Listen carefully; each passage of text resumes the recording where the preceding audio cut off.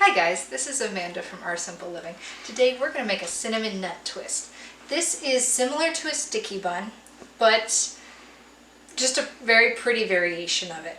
So we're going to start with your favorite bread dough. Now mine happens to be a whole grain bread dough. I just baked bread, so I just use a loaf worth of dough that I have left over from bread baking.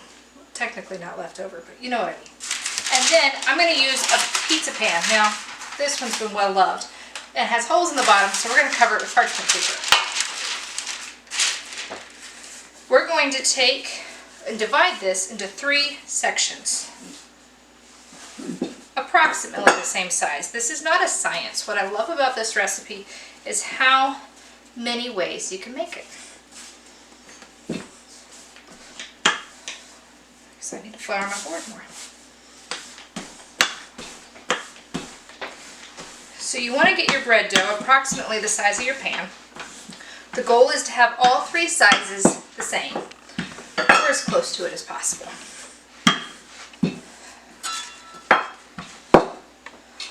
Flour. And yes, I did wash my hands well prior to doing this.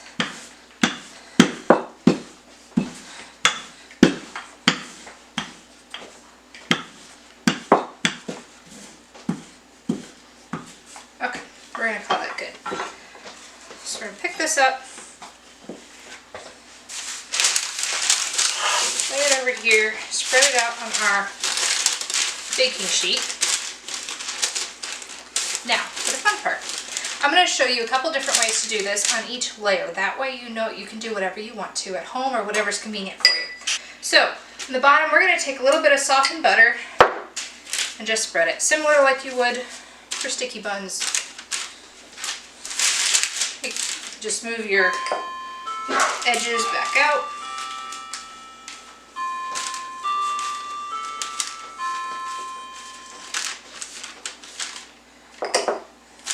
And if you don't want to use butter, feel free to use coconut oil or any vegan margarine as well. That'll work. Just spread this back out a little bit. So I kind of worked it in. Tell this isn't perfectly round, but where you're rolling in this kitchen. So, ground cinnamon. Ooh, I don't want to dump. I want to sprinkle. Let's sprinkle some on top. Now you be the judge of how much cinnamon you like. I like lots of cinnamon. But keep in mind, you're doing 3 layers here. Now we're going to take some brown sugar, sprinkle that on.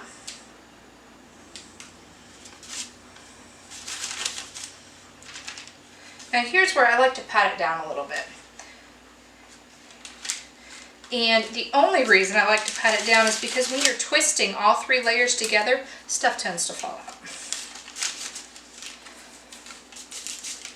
Now, if you like nuts, this is a good place to add them. There's pecans, sliced almonds. You can use whatever you want here. So I'm going to use some pecans. You could do a mix too. Another variation that our family likes, that'll be plenty, is to take an apple, use a chopper, chop it up really fine. You can stick it in a food processor. Please peel it first. And then you can sprinkle that on here with the cinnamon sugar mixture.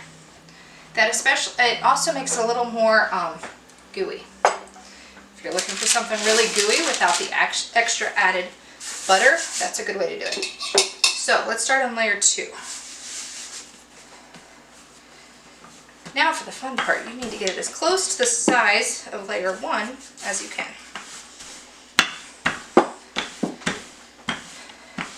This would probably be a good time to have those markings on my board that tells me what size I'm doing.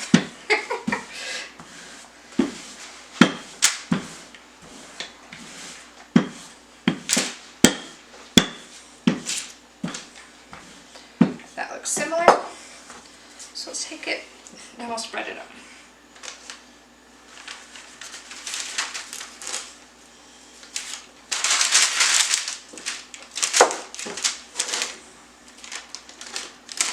Okay. Grab me a fork. Now, I'm on layer 2. This isn't going to be super easy to butter. So I'm going to show you an alternative method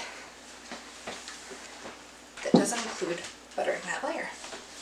You're going to take a little bit of butter, put it in your dish, You take a little bit of brown sugar. Kind of eyeball this off of what you did in the last amount. I'll take my cinnamon, add it to this. Now some people do this for the whole thing. Again, that's completely up to you. I'm showing you different variations so you can do what works for you.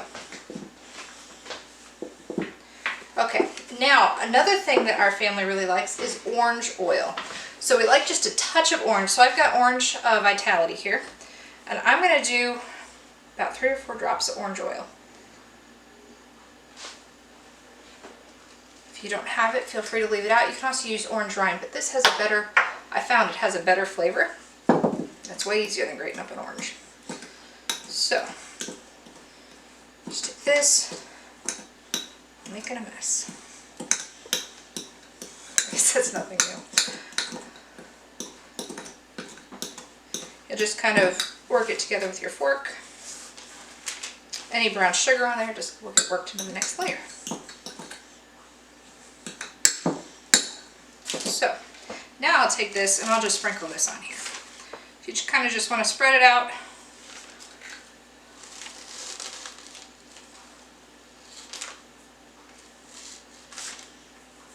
It's not as pretty as the first layer, but when you're baking a whole lot of sugar together, it doesn't really matter.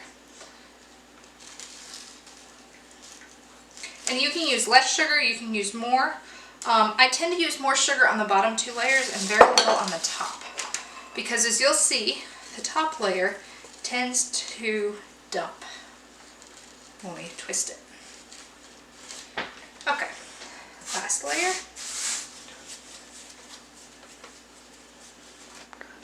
Okay, this is the 3rd layer. Let's get this rolled out. If this one's a little bit smaller than your other 2, it's not a big deal. So we just incorporated the brown sugar into it. This is, oh, the other thing that's good with this is a little bit of maple flavoring. If you mix that in to your brown sugar mixture.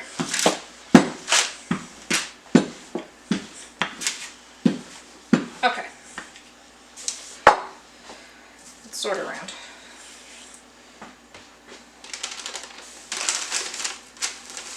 Doctor it up a little bit. There we go. Okay. So on the top here, I'm just going to do a little bit of butter.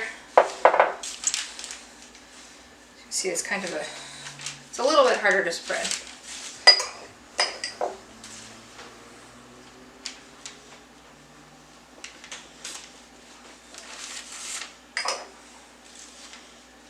We used to like having these Christmas morning. It was kind of a special thing. And you'll see as we work on the shape, they're very easy to dip. So it was a big thing to have this with hot chocolate.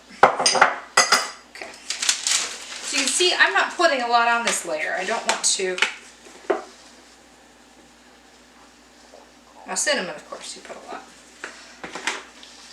And then just a little bit of brown sugar.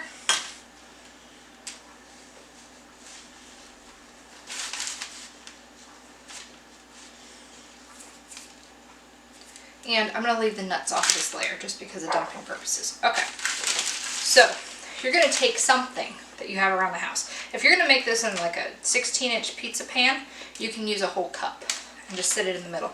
I've got a small biscuit cutter. I'm going to sit in the middle. You can use, and put a little pressure on it, but just to give you a baseline of middle, approximate middle. And then you're going to take and you're going to cut this. So I have this handy dandy scraper that I use to cut. You can use a knife, whatever you want. Just come down, make sure you cut. Now I do it by cutting it into 4.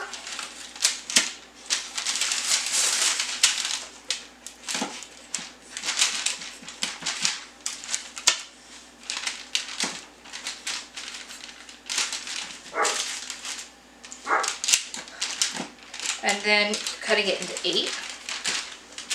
Now if you want nice big ones, you could stop at 8. But I'm going to recommend that you do 16.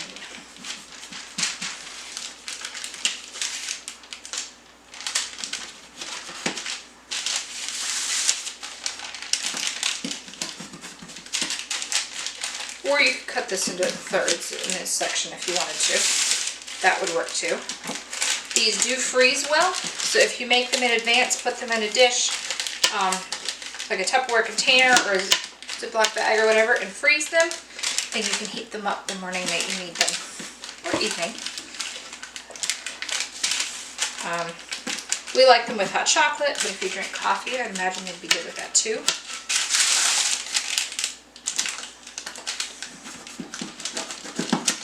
Okay, I'm going to start twisting to show you how this works, and then I'll come back and finish cutting those. So you're going to start over here, you're going to take it, you're going to fold it together like a cheese pizza, like a pizza. You're going to take it and you're going to twist. Approximately 3 times, but again, that's completely up to you. You're going to take this one, fold it up, and twist. And this is why I don't put a lot on the top layer, because it's really easy to lose everything right here. This is also why you have something in the middle holding it down so it doesn't travel anywhere. And why you press your brown sugar down just a little bit into your dough. Again, not hard, but it sure looks pretty. So I'll be back in a few minutes when we get these all twisted. Okay, so I just finished twisting the last one. Now you want to remove this part. If you want to, you could take something like a couple pecans and put there just for looks. But what I have found for the couple years that I've made this, especially as a teenager with 2 brothers in the house, the middle was always test tasted. So we'd pull the sticks off, let them cool, put them in a container, and then we test tasted them. But that's, you know, that's the way we do it. So, isn't that pretty? And it's so simple, but it's so classy, and it looks like you put a lot of effort into it when you didn't. It was just very nicely and thoughtfully done. So I'm going to take this and let it rise. I'm going to cover it with a cloth. Let it rise till almost double in size, or just nice and puffy. Bake it in the oven for at 350 degrees for approximately 30 to 40 minutes until nice and brown. The reason for the parchment is because this sugar is just going to go out and kind of melt through it all like a sticky bun would. And then I will show it to you when we pull it out of the oven. Right.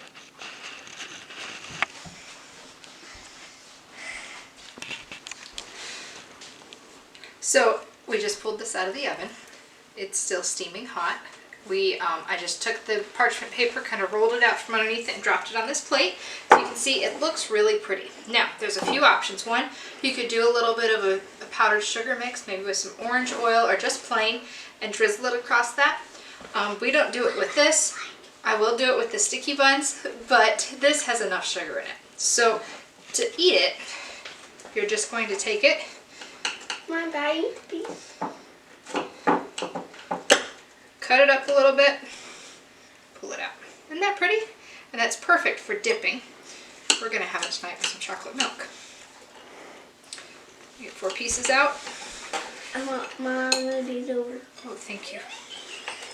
You can tell they're very excited. You see it's still quite hot. You see the little round spot in here, so we can kind of dig that out if we want to, or we can leave it there.